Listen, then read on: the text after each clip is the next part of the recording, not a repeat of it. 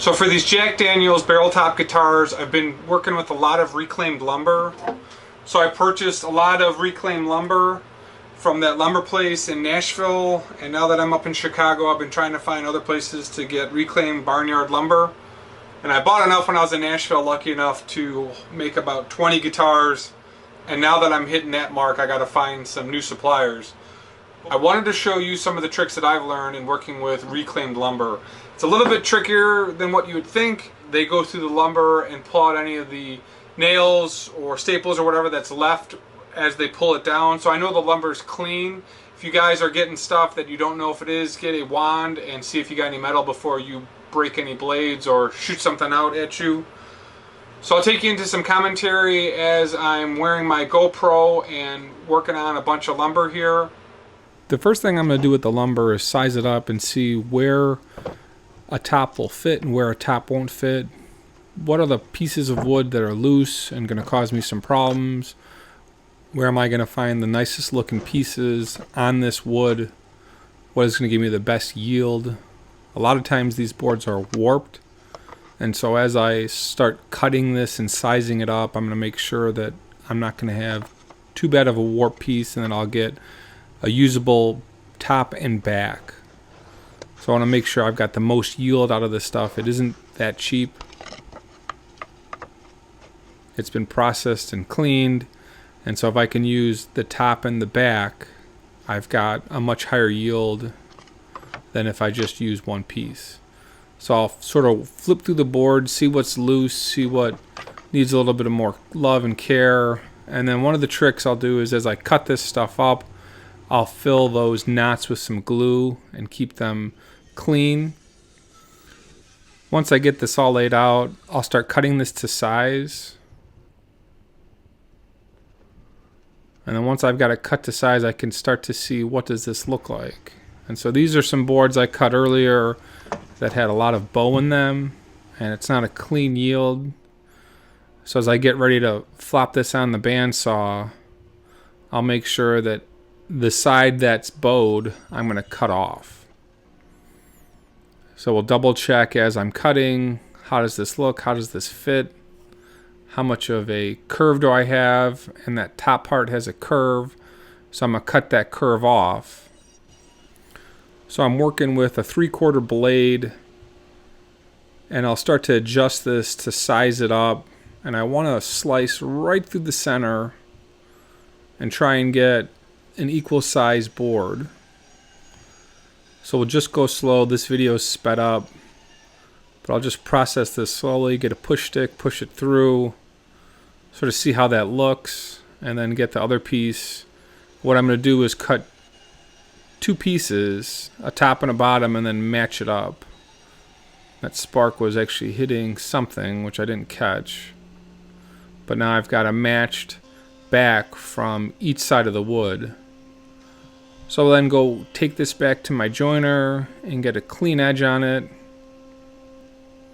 I'll run the other board through as well. And we'll take it downstairs and glue it up. It's interesting the way that this was set up is it looks like it's sort of book matched on the clean side. So these are my crappy Harbor Freight cabinet clamps, which I really don't like. They bend and twist. Eventually going to throw these out. But I want to make sure that the board is flat, so that face is flush and that I'm sanding off. And so I've got some specialized clamps here. One that actually takes that bottom board and flushes it together. So once we're clamped and it's been sitting for 24 hours, I'll come back and clean this up with either a drill press and a wire brush or a Sawzall that I've got with a brush on it. I didn't like doing it this way because it was too narrow and I was kind of gouging it out.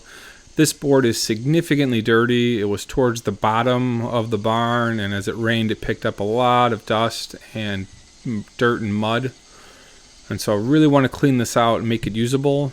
So you can see the original saw marks and then all the dirt and dust. And as you guys are doing this, please make sure you're wearing a mask. And so for my Sawzall, I found this cool attachment with a brush, and this really digs out some of the dirt and grime. The worst thing for me would be shipping out a guitar with a barnyard back that's still flaking off. So what I'll make sure is that that back is clean. It still looks aged, but it's not going to fall apart on the owner, which would suck and be completely embarrassing. So I probably spent 20 minutes cleaning this one off. This top is probably one of the worst tops I've worked with. It was really dirty. The dirt was really stuck in there. And cleaning this off was a lot bigger pain than I thought. So I'm trying to get this held down, and it just keeps on moving. So eventually here I get a screwdriver and screw this thing down. So you can see over time, as I start cleaning it out, the wood starts to look a lot better. All the little particles and pieces that have aged off start blowing away. And I've actually got a pretty good piece of wood.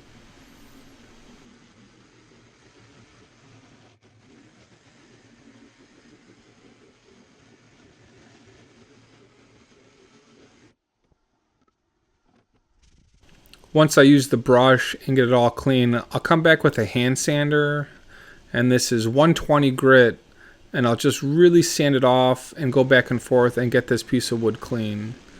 So I'll do the same thing on another piece. Coming back with that hand sander is critical because you want to get all the slivers off. Want to make sure it's clean, looks rough, used and worn, but that you've got no major issues on the piece of wood.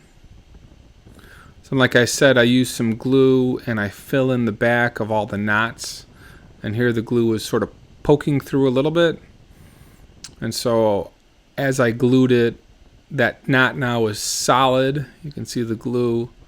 Sometimes I'll use super glue, sometimes I'll use regular yellow glue, but you want to make sure that those knots don't fall out.